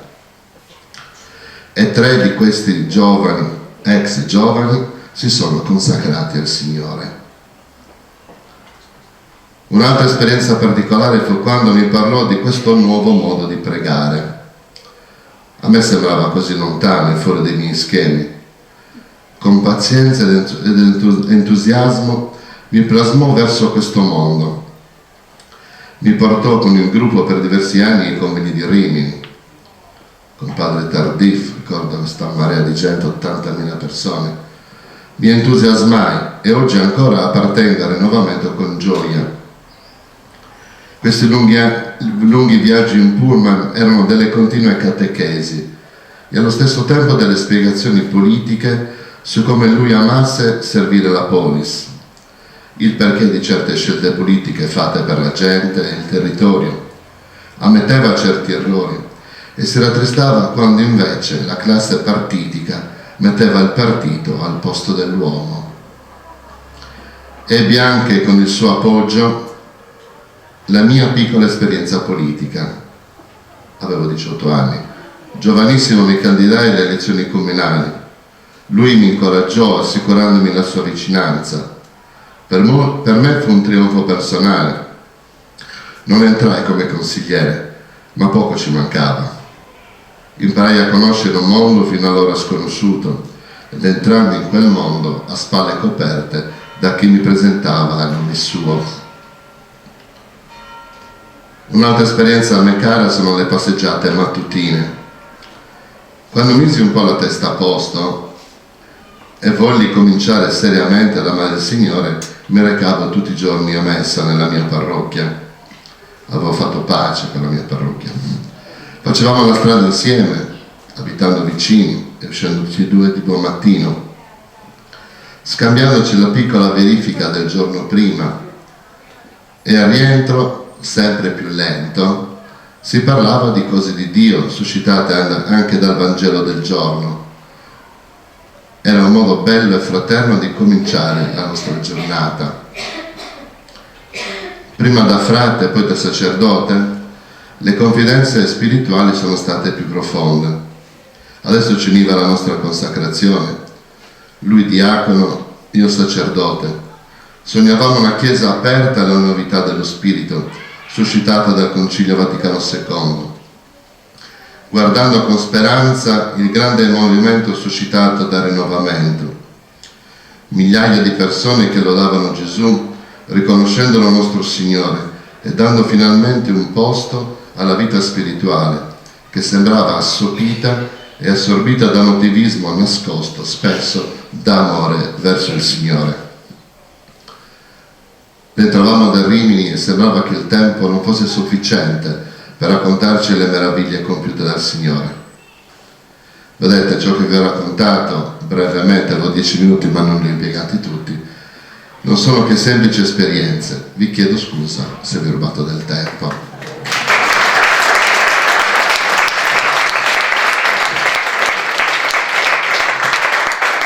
Chiamare sul palco anche Franca Ovidi, ci porterà anche lei la sua testimonianza e il suo ricordo.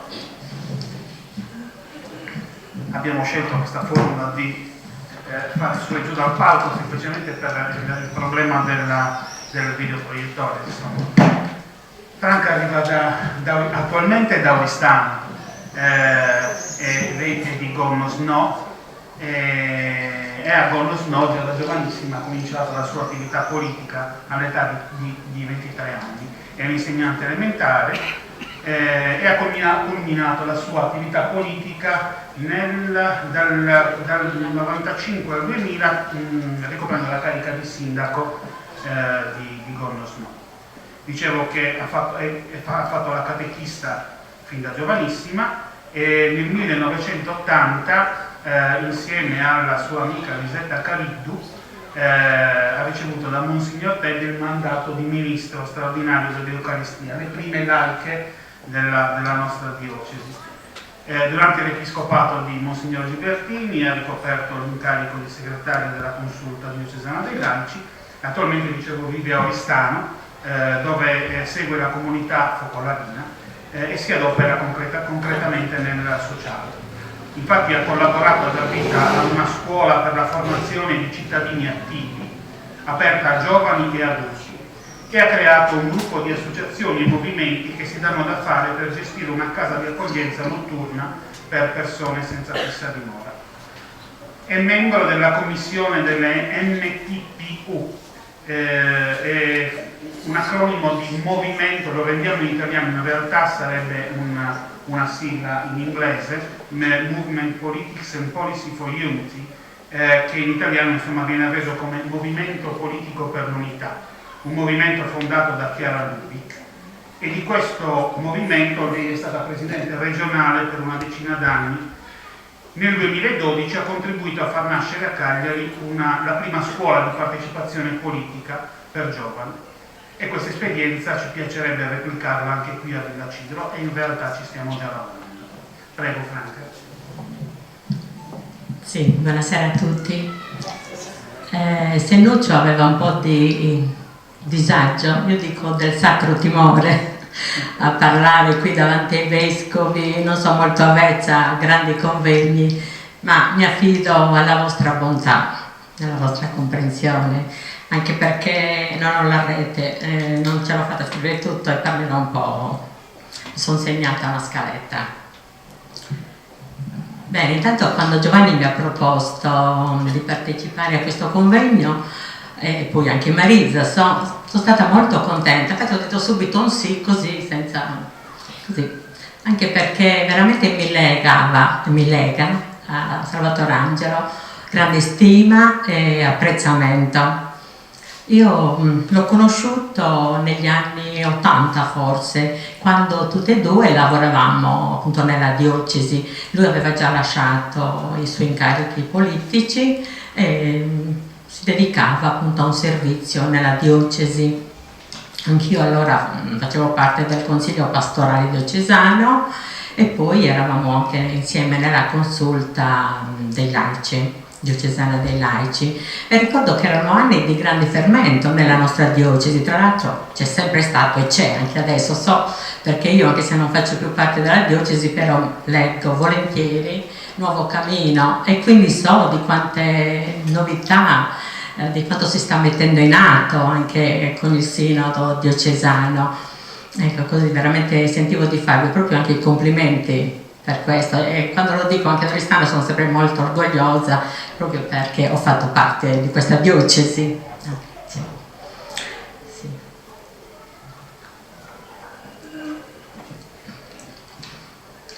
Ecco, sì, poi comunque fin da ragazza facevo parte anch'io dell'Azione Cattolica, per cui in tanti convegni ho sentito parlare Salvatore Angelo, e in lui ammiravo molto questo politico cristiano, e non escludo che abbia contribuito in qualche modo anche al mio impegno poi successivo ad entrare in politica, perché come lui anch'io sentivo di voler dare un contributo alla mia comunità. Certo, io non ho seguito i suoi livelli, sono rimasta nel mio piccolo comune, però sentivo che potevo dare un contributo e l'ho fatto da giovanissima assessore, e siccome da noi c'era un personaggio politico che vinceva sempre le elezioni, io non mi ero mai allineata, io ho perso per 4 volte, però sono andata sempre e entravo sempre nella minoranza ed ero puntualissima, anzi quando non c'ero io le riunioni finivano in poco tempo,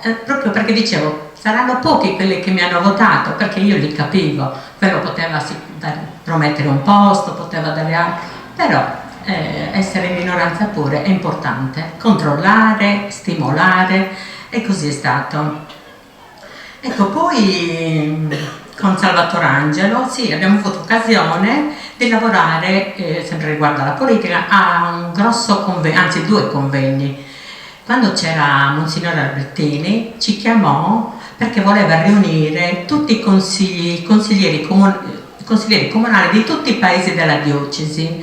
Ecco, lui diceva Chiesa e politica in qualche modo lavorano tutte e 2 per il bene dell'uomo, per cui dice creiamo questa occasione di confronto. Tra l'altro erano anni in cui c'era molto campanilismo, rivalità anche tra piccoli comuni, poco dialogo, per cui anche i problemi magari restavano fermi a queste beghe un po' campanilistiche, per cui lui voleva creare questa occasione di mettere insieme.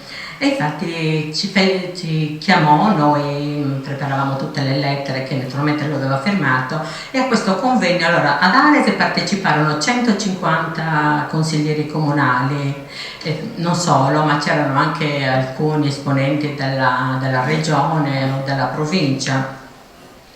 E stesso ci lasciò liberi di chiamare un politico cristiano, e chiamammo Domenico Mangono, un assessore di Viterbo che già seguiva Umanità Nuova, movimento nel sociale formato da Chiara Lubick. Ancora non c'era il movimento politico perché è venuto dopo, però già lì in Umanità Nuova Chiara aveva dato a tutti noi, ecco, che ho seguito, anzi se mi sono sentita stimolata a non lasciare, e grazie proprio a questi incontri che facevamo con tutti gli altri politici, che veramente ci dicevamo dobbiamo starci, proprio perché è un mondo difficile, è un mondo dove c'è tanta conflittualità. Se non ci sta il cristiano, Chiara pure ci diceva chi ci deve stare a portare l'unità, a cercare di lavorare per il bene della gente. E così venne Domenico, che più che una relazione parlò così da amico, proprio che conosceva le difficoltà dell'amministrare. Il titolo del convegno era L'etica dell'amministratore pubblico, e allora insomma, basandosi anche sulla sua esperienza, così da amico consigliava che bisognava forse dare un taglio nuovo alla politica, cercare di evitare i conflitti, ma ascoltarsi, avere stima gli uni degli altri, cercare di programmare insieme, arrivare a soluzioni non di piccole minoranze, ma possibilmente includendo tutti. Ecco, come ci diceva Chiara, amare il proprio partito, ma anche quello altrui. Questo. E veramente furono 2 incontri, sia ad Arese che molto apprezzati anche dai politici. Sì, ovviamente dicevano quello che lui ci dice non è facile da mettere in atto, però si era visto che c'era stato un lancio di idee nuove, si vedeva una speranza diversa nel condurre un po' l'attività politica. Ricordo che Sua Eccellenza Gibertini restò molto, molto contento di questo. A conclusione, sì, ho ritrovato un appunto e proprio disse: abbiamo gettato un seme e attendiamo ora insieme, senza ansia, che germogli, renda rigoglioso questo nuovo impegno. Quindi occorreva quindi far crescere questa pianticella. Allora mi domandavo io, ma di questi 2 convegni dove c'era tanto entusiasmo, tanta speranza, cosa è rimasto? Però io sono sicura che dei germogli ci sono ovunque, questo sicuramente, però sentivo in particolare che bisogna raccogliere questa eredità, e soprattutto devono farlo le nuove generazioni, ma non solo. Allora, quando anche Giovanni mi parlava dell'idea di questa scuola di politica, io la vedevo molto bene, perché anche a Cagliari abbiamo proprio fatto nascere questa scuola, perché sono i giovani che devono appropriarsi della nuova politica, devono formarsi con una coscienza nuova per veramente venire incontro e fare veramente quello che è la politica, un servizio al bene di tutti, ma non solo a volte assumendo incarichi amministrativi, ma anche da semplici cittadini. È quello che abbiamo fatto ad Oristano in questi anni. Noi abbiamo detto: svegliamoci, siamo tutti politici. Diceva Gino Giordani, che è un deputato, scrittore che sicuramente conoscete, siamo tutti politici per il fatto stesso che votiamo, quindi facciamo delle scelte, però non deve finire lì il nostro impegno. Tanto scegliere persone serie, persone che veramente guardano non agli interessi di parte ma agli interessi pubblici, però seguirli anche questi, non dobbiamo dare una delega in bianco. Per 5 anni questa persona che noi abbiamo scelto dobbiamo starci vicini, ecco, vedere se veramente sta attuando quel programma che si dovrebbe fare anche insieme un po' ai cittadini. Noi abbiamo parlato anche di questo in questi incontri che facevamo, anche di bilanci partecipati, ma se non lo fanno i politici dobbiamo chiederglielo noi, dobbiamo bussare, è quello che dobbiamo fare un po' tutti, perché tante volte stiamo lì a criticare, non va bene questo, ma io cosa posso fare? Sì, se non posso fare altro devo almeno sollecitare, ma mai da soli. Infatti, però, ecco, questo lo stare insieme, noi abbiamo visto che la potenza è questa, possiamo incidere nel sociale se non agiamo da isolati, ma stiamo insieme, e questo è stato un po' ad Oristano, tant'è che poi da questi incontri dove ci siamo formati su temi di attualità, parlando di istituzioni, delle loro funzioni, di diritti e doveri dei cittadini, abbiamo detto: ma cosa possiamo fare in questa città di concreto? Allora ci siamo guardati intorno e tanti di noi vedevano, per esempio, che tanti d'inverno dormivano per strada. Allora ci siamo interrogati: perché non far nascere una casa d'accoglienza notturna? Allora, tutti d'accordo, un bel gruppo, abbiamo sottoposto questa nostra idea al sindaco, ma anche al vescovo, perché sono le 2 rappresentanti che appunto lavorano tutte e 2 per il bene delle comunità. E ci è voluto un po' di tempo, perché bisogna, però adesso è una realtà. A gennaio abbiamo inaugurato questa casa d'accoglienza, adesso da noi arrivano questi che dormivano per strada, oppure dei papà che dormivano in macchina perché non possono più pagarsi l'affitto, e questo l'abbiamo potuto fare perché ci siamo messi insieme, perché come diceva Nuccio, il Vangelo va incarnato. Se io vado a messa ma poi lascio il fratello così nel bisogno, non siamo credibili. Oggi Papa Francesco continua a dirlo, ovviamente, questo, e dobbiamo davvero rispondere. Tutti possiamo fare qualche cosa per la nostra città, perché inizia lì, l'amore deve essere concreto, non un sentimento, per cui nessuno può dire: a me non mi riguarda, no, a tutti ci riguarda la nostra comunità. Ecco, poi partendo dalla nostra comunità, certamente con uno sguardo anche allargato al mondo, dove vediamo tanti fratelli che soffrono, anche lì non è che possiamo chiudere perché non mi importa, tanto non sono. Ecco, questo ci porta all'amore di Gesù, che è universale, e se siamo cristiani dobbiamo averlo anche noi, questo amore, per cui tutto ciò che possiamo è veramente va a beneficio di tutti e del regno di Dio, poi prima di tutto.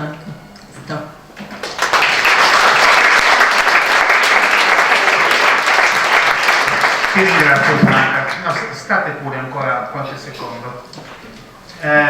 Se siete d'accordo leggerei alcuni stralci di una testimonianza che ci è stata inviata da signor Giovanni Cherchi di Mogoro, il quale sarebbe voluto essere presente, però per diverse ragioni non è potuto venire. Io vi leggerò soltanto alcuni stralci. Conobbi Salvatore da ragazzo in seconda ginnasio, in seminario ad Ales. Lui frequentava la quinta. Un anno scolastico solo, ma noi più piccoli vedevamo in lui e anche in un altro benemerito villacidrese, Pasqualino Lussu, modelli da seguire, anche perché Salvatore e compagno di classe erano studenti che quando Monsignor Fabra entrava in studio agitando la busta con i voti trimestrali o finali e proclamando stentoriamente chi semina vento raccoglie tempesta, non avevano proprio nulla di che preoccuparsi. Quel buon ricordo si conservò nell'animo finché ci reincontrammo a metà degli anni 50, io segretario di sezione DC a Mogoro e lui giusto aspirante consigliere regionale. I nostri incontri non furono frequentissimi, direi che si trattava più di sintonia di principi che di coltivazione di vicinanza fisica. Per me, giovane e un poco sprovveduto sindaco di Mogoro, furono preziosi il suo esempio e i suoi consigli. Ad ogni tornata elettorale si rinnovava più fervido che mai l'impegno comune in nome dei principi ideali cui ci siamo sempre ispirati. Gratificanti per ambedue gli incontri in occasione della sua partecipazione al premio letterario Marmilla. Ne posso tacere l'emozione nel leggere i suoi pensieri religiosi in lingua sarda che pubblicammo nel Nuovo Cammino. In redazione toccava a me particolarmente curare gli scritti in sardo, cosa che nel caso di Salvatore ho fatto anche con maggior piacere ed attenzione. Spero mi abbia perdonato la correzione grafica che con l'autorizzazione del direttore ho creduto talvolta di dover apportare in quelle riflessioni di alta tensione spirituale. Piccole note queste per testimoniare il filo ideale che ci univa, ma sono sicuro che non molto diversa sia stata la qualità dei rapporti con tutti coloro che hanno avuto la sorte di incontrare Salvatore, sia a livello personale che religioso e politico. Caro Giovanni, hai detto che questo convegno vuol prescindere da riferimenti politici o letterari per soffermarsi sugli aspetti che hanno caratterizzato Salvatore come Zeracco de Deus. Per me questa separazione, come credo di averti già fatto notare e come anche tu sai benissimo, non ha alcuna ragione d'essere, perché ogni tratto, ogni azione, ogni aspirazione di Salvatore porta indelebile il marchio di Zeracco de Deus. Il suo è stato un prezioso e missionario sacerdozio laico. Le incognite e le stringenti circostanze della vita non gli hanno concesso quello ministeriale, ma adesso, ancorché non sancito, è stato sempre fedele, come dimostra l'usura, oltre l'impegno politico, la costante attività nell'azione cattolica e nei gruppi di preghiera, con l'approdo finale al diaconato. Tutta la sua vita, fin da giovanissimo, si è mossa all'insegna dello zeraccato sociale, a partire dalla famiglia, in una dimensione forse anche più ampia che se avesse operato da sacerdote ordinato. Una vocazione portata avanti sempre con retta coscienza, anche quando la debolezza umana possa aver segnato qualche emenda, impossibile da evitare a qualsiasi mortale. Vi sono vicino in questo convegno che, lungi da ogni retorica, vuol proporre la figura di una persona d'alto spessore morale, quale fu Salvatore, la testimonianza di un'esistenza esemplare che in tempi di forte scadimento di valori non potrà che far del bene a quanti interverranno e a quanti potranno cogliere anche solo l'eco della manifestazione.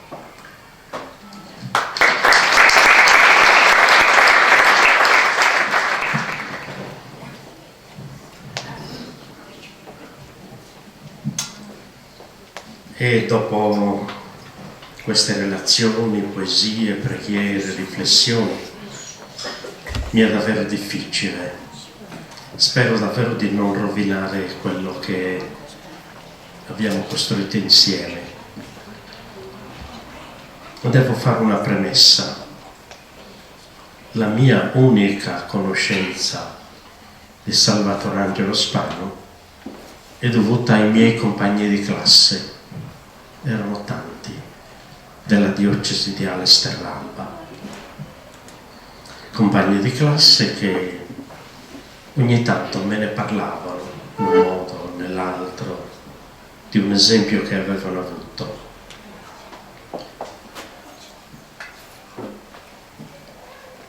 Alla sua morte era curioso, appunto mi ha ricordato la signora Gennaio, che data era? 30 gennaio.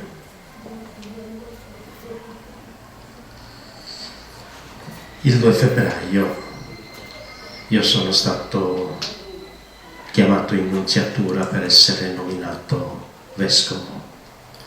Però quando ho sentito della morte di Salvatore Angelo, davvero per me tutto questo territorio era Africa, ci voleva il mare da superare e vivevo anche una sensazione curiosa, perché tra quelli di Ales-Terralba e di Cagliari i campidanesi erano tanti e nella prima liceo a Cuglieri e c'era uno slogan che loro mandavano avanti: Campidano non plus ultra, quindi niente al di sopra, ed era il momento di maggiore unione tra sassaresi, ozieresi e nuoresi. Terribili. E non so, e quando ho sentito parlare della sua morte io sarei voluto venire, però c'era una cosa, da solo non me lo permetteva, il cuore mi diceva no, non andare, è una terra che non conosci le strade. Ho cercato qualcheduno dei compagni, non è stato possibile. Il 2 febbraio, quando sono stato chiamato, non sapevo ancora certamente qual era la mia destinazione o che cosa volesse il nunzio. Però il giorno dopo, quando il nunzio mi ha indicato la lettera del Papa, ti manda ad Ales-Terralba. Tra me ho detto, lo posso dire, Salim Basicca, non per il Papa, non per il Papa, ma perché l'estate precedente, per un nostro incontro di camerata, siamo andati a Gestori, dove c'era un nostro carissimo compagno di classe, e passando, io ricordo, non siamo passati attraverso la 131, ma abbiamo fatto un sacco di paesi, e il sacerdote che aveva la macchina era di Alghero, è la prima volta che prendeva per lunghi viaggi la macchina. Mi viene un mal di mare. E arrivati ad Ales, quindi prima di salire a Gestori, e i miei compagni di traversata in macchina mi hanno detto: senti dai, ci fermiamo qui a prendere un caffè. No, ho detto. E qualcheduno che di quelli che giornalisticamente fanno il totovescovo, lo faranno adesso anche per Ales, e mi ha detto in dialetto, lo posso dire in dialetto, vorsi che l'orrasa. Io non ero voluto scendere a prendere il caffè e poi con la nomina sono approdato qui. E il 3 di febbraio, quando ho saputo appunto la nomina, il problema per me era con che faccia mi posso presentare ad una diocesi in cui non sono andato neppure ai funerali di una persona così conosciuta, così amata. Dopo questa premessa, io ho capito questa sera che, pur non avendolo conosciuto direttamente, che ero chiamato ad essere attento ai relatori, perché non mi sfuggisse niente, ma non avrete tanta pazienza per cui io debba riportare tutto e sottolineare tutto, no, non concedetemelo e neppure io ve lo saprei ripetere. Ma dopo il saluto di Don Corrado io sono entrato in sintonia dopo quel ba ba fino a giungere a bye bye, e almeno da noi è un nome che viene riservato alla persona autorevole, spirituale, che è il prete di una certa età, di una certa esperienza. E tra me dicevo, non era permesso da noi dire bye bye a nessun babbo, zio, nonno. Per la mamma era diversa, ma mai, quando era una persona, anche una parente di un certo calibro, ma bye bye era riservato proprio al sacerdote. Quindi mi sono detto subito, ecco, l'introduzione che ha fatto Sua Eccellenza Monsignor Mathieu, sia lodato Dio che ci ha dato Salvatore Angelo Spano. E sono entrato immediatamente in quell'ambiente che si è creato poi con tutto l'insieme di preghiera, per cui tutta la sua esperienza ha proclamato la presenza di Dio, ha proclamato il Vangelo. Vado avanti, preghiera, riflessione, poesie. Avete citato il testo Gridando a Dio. Questo lo voglio sottolineare soprattutto dicendo grazie a Monsignor Mathieu, che ha trovato in Salvatore Angelo Spano uno che ha difeso la sua vocazione. E questo direi è un po' il cuore di tutta la sua esperienza e della sua figura. Non una personalità che si fa vedere, ma una persona che ama. Per cui siamo andati avanti poi i 3 tempi della sua vita, e li ricordate bene come il professor Guaita ci ha indicato. Il primo tempo e l'ultimo tempo fanno sintesi, e quella sintesi è proprio nell'esperienza di Dio, nell'esperienza di fede. E faccio una riflessione. Gino Bulla, Carlo Carretto, Salvatore Angelo Spano, Don Giovanni Rossi, l'Azione Cattolica, il rinnovamento dello spirito, Arturo Paoli. E faccio una domanda come riflessione: quali doni stanno portando e stanno maturando in noi, in chi ha conosciuto questi personaggi? Da questa conoscenza cosa ne è derivato? I frutti sono da mettere in evidenza, quindi ringrazio tutti quelli che nella relazione hanno messo in evidenza, in pratica, un'esperienza di vita che è frutto anche di una conoscenza, di un incontro, di una frequentazione. Un uomo straordinario che ha catturato la mia attenzione fin da bambino. È una definizione che vale quel fin da bambino, ma che dice tutta una sequenza di anni e di vita. Severo e dolce nell'educazione, ma impegnato, e ha portato l'evangelizzazione nuova, che è quella della testimonianza. Politica e servizi.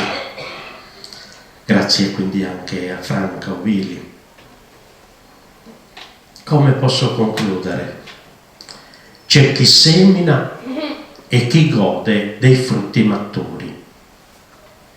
Io vorrei chiedere al Signore il coraggio di seminare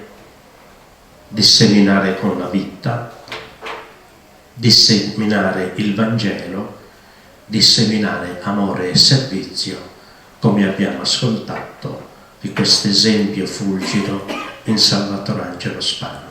Grazie.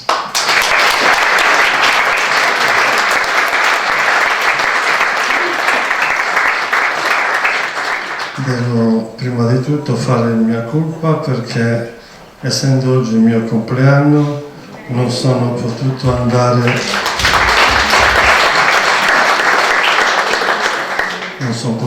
a messa stamattina e sono andato stasera. Me ne faccio forte di questo e quindi sono arrivato tardi. Però 2 parole, benché Sua Eccellenza abbia avuto timore, io da sfrontato mi faccio avanti e le dico: sto diventando un po' sfrontatello adesso da grande.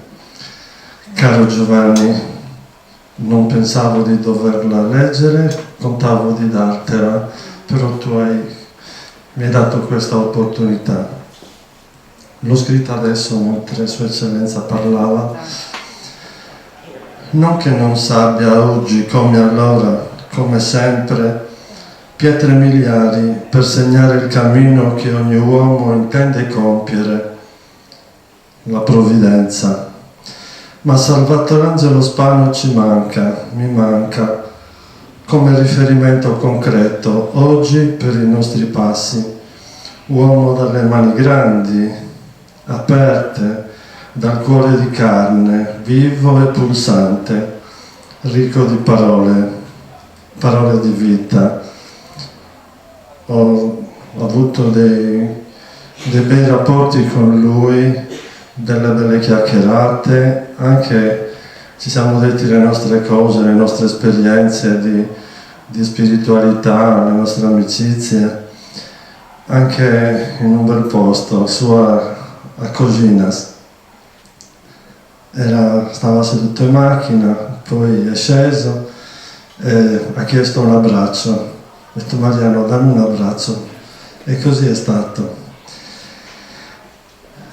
Quindi ricco di parole di vita. Poverita, Cusadomo, se non tieni barba bianca. Poverita, Cusadomo, se non operi di Sayanna. Con sa mano sempre aperta, proleare del sughero, a donare con amore e spiumano sugli aghere. Grazie.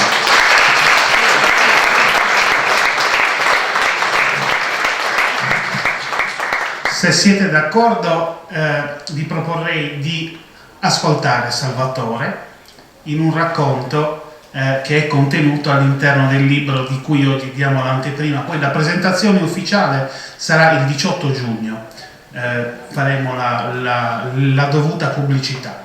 Stasera vi facciamo un voler riascoltare Salvatore che legge e racconta i suoi racconti.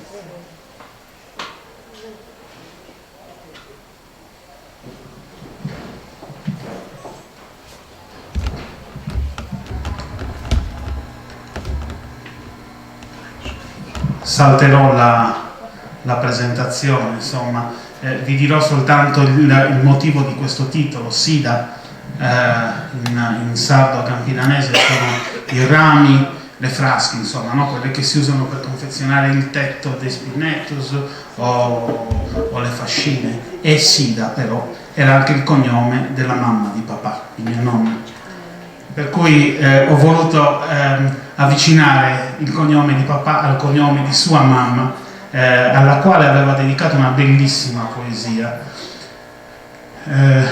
Tralasciamo anche per oggi i commenti relativi alla ortografia, insomma, alle scelte che mi hanno portato a scrivere in un certo modo, e andiamo direttamente al racconto.